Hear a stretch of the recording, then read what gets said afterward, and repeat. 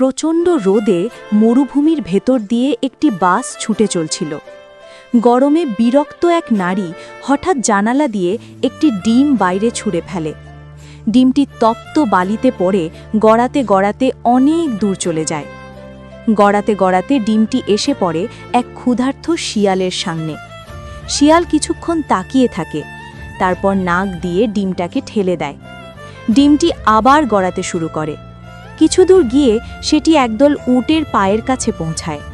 হঠাৎ একটি উট লাথি মারলে ডিমটি দূরে ছিটকে যায়। ডিমটি গিয়ে পড়ে একটি বিষধর সাপের গর্তের সামনে। সাপ ফোঁস করে বেরিয়ে এলেও ডিমটাকে স্পর্শ না করে সরে যায়। ডিমটি আবার একা পড়ে থাকে। রাত নামে। নীরব মরুভূমির আকাশ ভরে যায় অসংখ্য তারায়।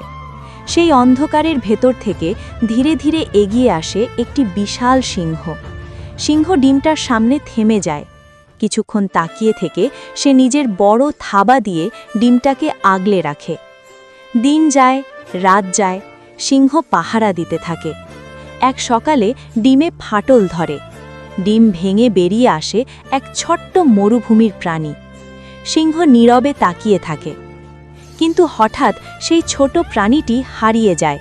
দূরে দাঁড়িয়ে সিংহ একা তাকিয়ে থাকে। তার চোখ দিয়ে নিঃশব্দে জল গড়িয়ে পড়ে।